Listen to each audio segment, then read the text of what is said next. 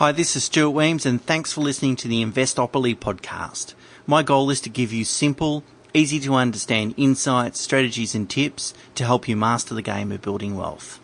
In this episode, I'd like to talk about buying off the plan and why they rarely make good investments. I believe there are three fundamental flaws with off-the-plan properties as investments. The first one is they rarely have a significant land value component. So we all understand that land appreciates, whereas building depreciate.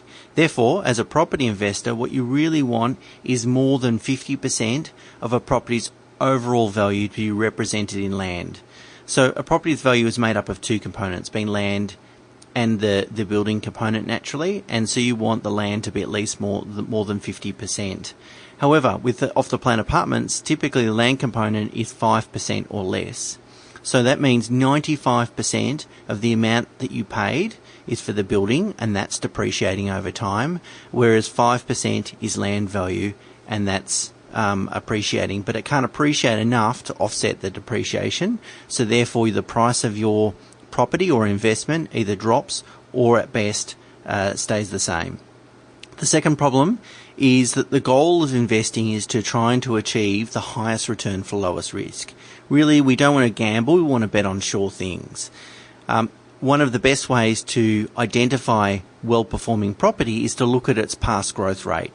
And the reason why that's important is because typically a property's growth rate has been driven by things that are static and factual. So, land size and land supply in the area and the amenities close to the area like schools and shops and hospitals and those sorts of things are factual. They're a question of fact. They're not my opinion. You can see them.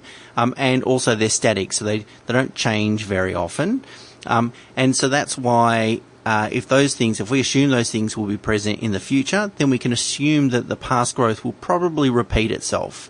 And so if we have a look at a particular asset and we see that it's grown at 10% per annum over the last 30 years, having looked back at past sales and so forth, then that gives us some pretty strong evidence.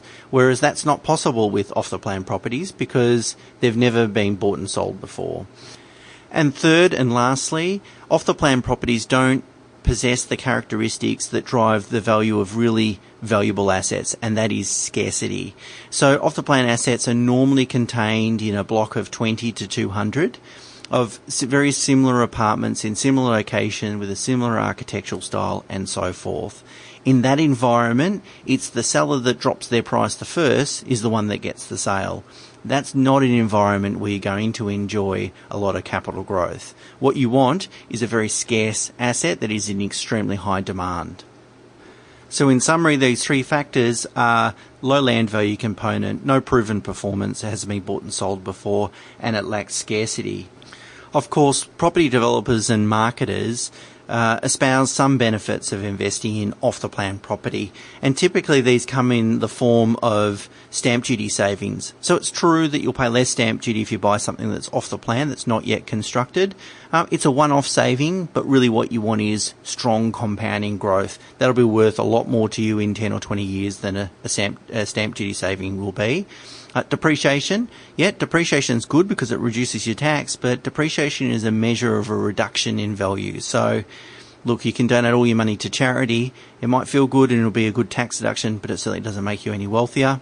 And high rental income. Well, a high rental income from a property is a pretty good indication that you've got more building value than a land value, because renters will pay for more building, a shiny apartment, a nice kitchen, etc. But investors should pay more for more land value because of the compounding capital growth. So rental income's great, but really what you're investing in property for is to build independent wealth, and to do that you need compounding capital growth. Now, that doesn't mean all apartments aren't worth investing in. Of course, there's some investment-grade apartments. Now, of course, these typically have more than 50% of their value is represented in land. Secondly, they have strong scarcity. So typically they're built before 1960s or 1970s, and their building value is very much depreciated. And lastly, they've got proven performance. You can go back over the past sales of the last 10, 20, 30, even 40 years and calculate an implied capital growth rate.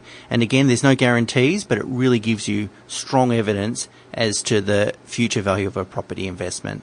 I hope that's been helpful. Check out the show notes if you want a link to further information. Bye for now.